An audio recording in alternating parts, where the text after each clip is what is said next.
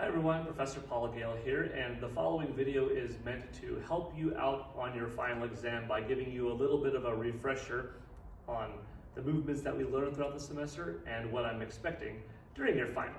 So to begin the final exam, we are starting out with a position of your choosing in meditating. You may choose to sit up or lay down for your 5-minute meditation. Palms down, palms up, eyes focused in one direction, partially closed, fully closed. Breathing pattern of your own choosing. Laying down, also fine. Perhaps focusing on that inhale, stomach first expanding, rib cage expanding, chest expanding, and going in that opposite direction. But whatever you choose to do, that is your own 5-minute opening sequence. Then we go into designated different seated positions, meditative states, 1 minute at a time, and one accompanying different breath per position. What are some of these? Well, one of them is what I'm in right now, cross-legged pose. What is one of the breaths that you could be doing? Box breath is one. Reminder, that is that inhale for 3, holding that breath in for 3, exhaling for 3, and being without air for 3. You don't have to necessarily match those two together, but that is just one possible pairing. Another pairing is, well, you know what's coming next. Seated cow face position. That's the one where you're beginning from that cat-cow position. You bring in one leg up, put that leg through the opposite pole, take that back leg back, sit down, be very demure, and you will probably be on a block right here, so you have more balance than I do right now, sitting on one leg. And what you could pair with seated cow face pose is the moo as one possible breath, and that is a deep inhale.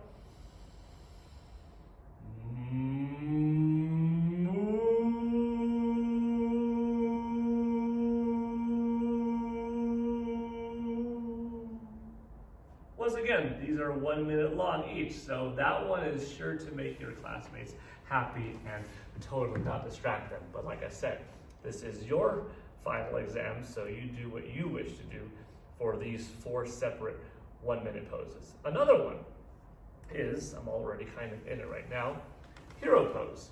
Once again, you probably have the blocks behind you, but you sit back and you are meditating from this position. What could you do here? Well, the choice is yours in how you wish to breathe. One option certainly is breath of fire or yoga flame. That is that one where we inhale, exhale roughly a third out, and then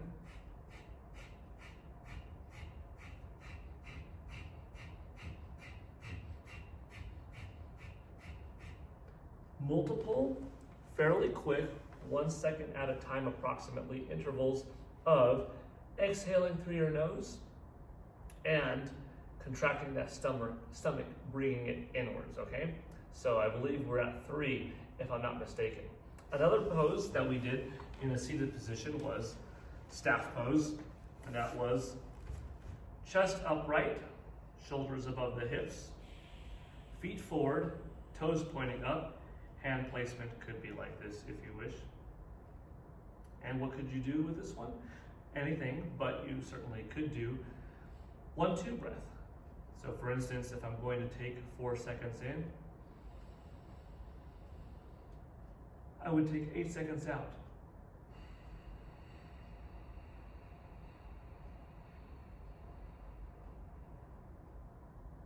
Okay. Another pose that you could do if you wish to see is that bound angle pose. That's where you are creating a box or a square in front of you, parallel, parallel, parallel, parallel, hands in front, grab onto the shins, focus a little bit higher on bringing your posture upright, chest high, shoulders high. Okay. If you want, you could let go of this and focus on alternate breathing.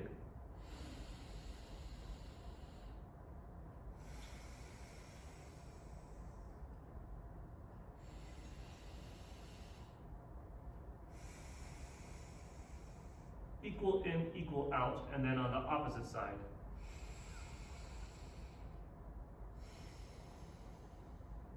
So if you were breathing in through the right nostril and exhaling through the left, then you would do for another 30 seconds, breathing in through the left and exhaling through the right.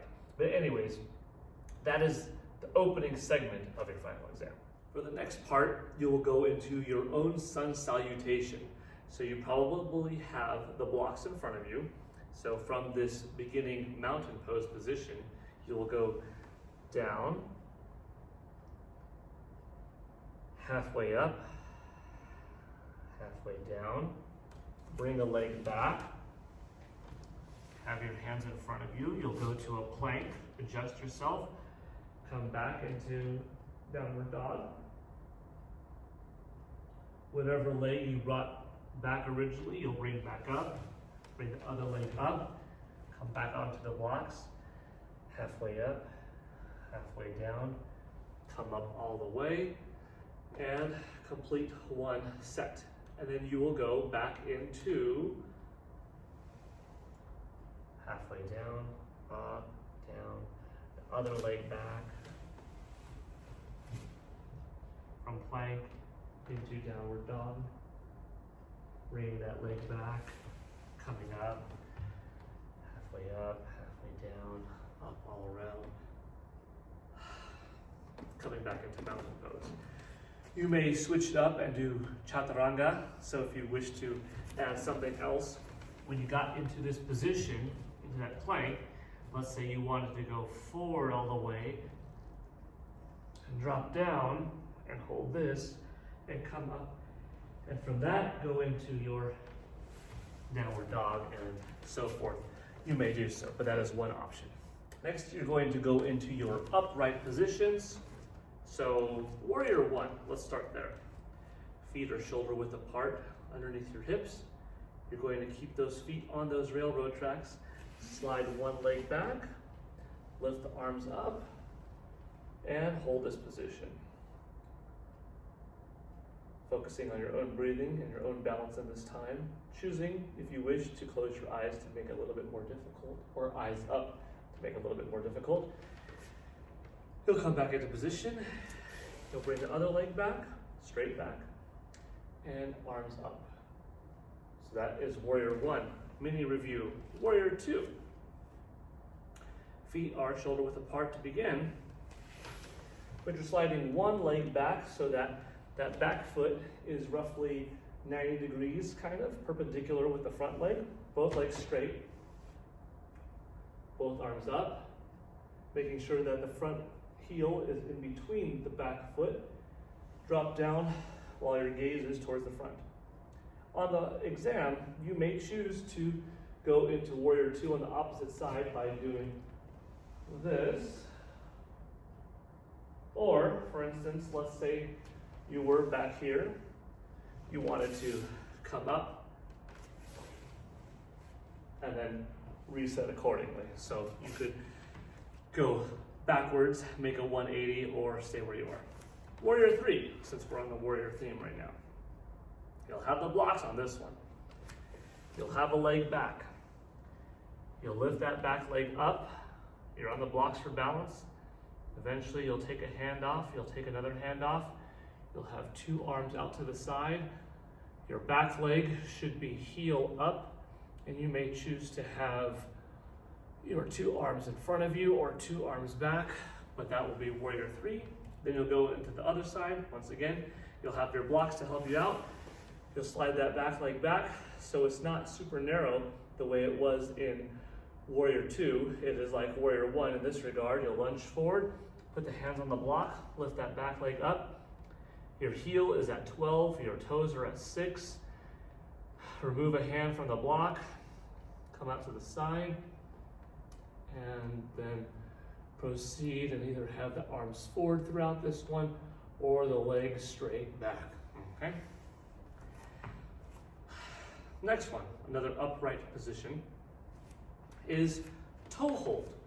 You can make toe hold a little bit harder or less difficult. If you wish to use a wall, you may do so to have a little bit extra safety and balance, but Lift up one toe, one leg I should say, in this case your right leg if you're mirroring me, off to the side and extend. Now this is wide. If you wish to go front, for instance with this one, straight forward. So you have sideways, wide, or straight forward, narrow. Next up are the balance poses, and a couple of examples are tree pose, in which you'd have your base legs, let's say it's your left leg if you're mirroring me, bring your right leg out to the side and hands up. Hand positionment is depending on your own comfort. You'd switch to the other side and also switch up the verticality if you choose to. And hand placement, once again, where you wish, eyes closed, makes it a little bit tougher. Another option for balance pose is boat pose. Remember, for that one, you are sitting down, bring your legs up to parallel, and arms up to parallel, and you are balancing on your butt. Chest up high, breathe high. Another balance pose option is eagle pose. So, if I'm standing with my right foot on the floor and my left foot for now on the block, I'm going to lift up my right arm, bend it, left arm under, around, have a seat backwards, lift up that left leg and wrap it around, although it would be on the block for you, and arms straight up. After your sequence, you would then put your left leg down, right foot on the block to begin. Left arm up, right arm under, wrap around, lift that right leg up, put it on the block or not, if you have the balance. And arms up, and you are holding the eagle pose. So those are a few examples of some of the balance options. For your folding forward pose, we have a few options. One is what we did nearly every day in class, and that is child pose. From this position, you have your toes stretched out, you are on your fingernails and tops of your toes, arms in front, and rest. We had a couple of alternatives, including two hands together in a fist to keep you a little bit grounded and off the floor, or your yoga block in front of you. But that was one forward fold. Another forward fold was seated forward fold. Legs in front, inhale, exhale, and remember to drop the head, giving a great stretch in that cervical thoracic area. Another one is a wide-legged forward fold. Inhale, chest up high, exhale. With this one, you did have the options of showing that you're going left arm to the outside of the right leg, right arm to the outside of the left leg, and holding that position. You also had the option of Prasarita A, for instance. That's the one where your feet were fairly wide. In this case, I'll show you how wide from this perspective. Feet fairly wide. How wide? As wide as your hands are wide. You have those blocks in front of you. You reach forward and put your hands on the blocks, or hands on the floor if you've got it. Okay? Scoot your feet back in. Those are some forward fold options. For your back bends, here are a few, starting with camel. This is the one where you are on your knees. You have the blocks to either side. You're beginning by pushing your hips forward, and then later on you are reaching back and holding your camel pose. Once again, you could use the blocks, or if you have a little bit more flexibility and balance and comfort, you could go on top of your heels. Another one is locust. This is the one where you are lying down on your stomach, arms out to the side, and lift up your chest, lift up your two legs so your knees are not touching the ground, and lift up your palms and look forward. And that is locust. From here, another one that we did was upward facing dog. Hands close to chest height. Toes on the ground, but not the balls of the feet, the top of the feet, those toes and toenails. Get your knees off the ground. Inhale, exhale, and push and lift off. Remember, do what's right for you. The less invasive movement of this upward facing dog is gentle cobra, where your hands are closer up front and you're lifting up on your own. And the slightly more intense version of gentle cobra, regular cobra, is you are more upright, but not quite as upright as upward dog. For inversion, here are some examples, starting with legs up the sky. You may use a wall, you may use blocks underneath your butt, or no blocks, but legs up the sky is that. Shoulder stand, you get from here, you push up, you have to support your back and get into shoulder stand.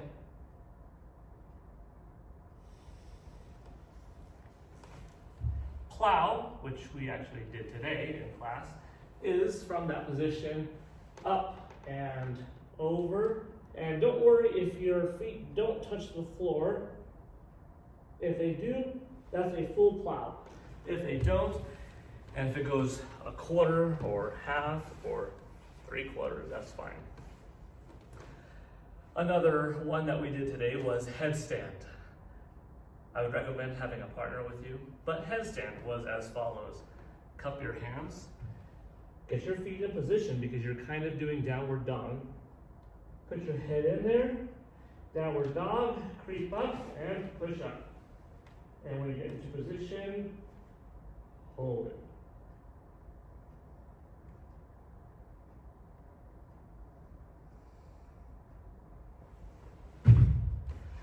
And safely come back down, if that is one of the movements that you were going to do for inversion. Finally, for partner drills, we went over quite a few. Again, you only have to do 4. One was partnering with someone while they are performing downward dog, in which you are allowing them to get into the downward dog position at the best height that they can do. Come from behind. Have them inhale one last time, grab from the hips, exhale, pull them back up towards you.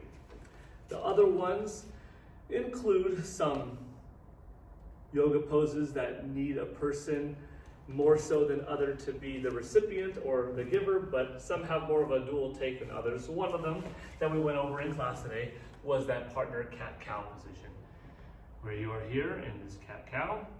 Someone, remember, is sitting on the side of you, not on top of you, arching their back over, and while they are over in this bridge-like position, you are performing cat and cow, breathing with them, okay?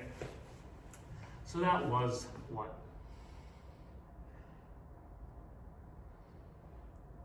Another one was that assisted forward fold. So when you are in that forward fold position, and you're inhaling, exhaling, tucking the head down. The other person behind, you are pushing that individual down while he, she, they, that person is breathing out in unison. Another partner one is seated back to back and working as a little bit of a seesaw. As we breathe in together, this person behind me exhales and pushes me down as I exhale. We breathe in together, and I push back as they come up with me, and then we inhale together, and then I exhale, pushing them back as they exhale, going forward. We breathe in together, they exhale, pushing me back until we are in our neutral position. Some of them we did were also adductor stretches. That's the one where you are stabilizing this leg and having this leg come back. We had abductor, which is taking that leg going across the body, but making sure that this hip doesn't come up. Adductor, which was coming up, opening the leg, switching it off to its lateral side. And we had several of other stretches. But I hope that this was a good little overview of the intro meditation, the different seated positions with their accompanying breathing techniques that are up to you, in which you can perform however you desire. Your sun salutation phase, your upright positions, your balance positions, your twists, your movements of inversion, of being on your back, of being on your stomach, and your partner. Like, it's quite a bit, but you may use your notes, you may use drawing pictures, but yeah, so I hope this helped out. Anyways, good luck on all of your final exams, and thank you for watching. I hope this was a nice little tutorial mini guide to prepare you for my final. See you all next week. Bye.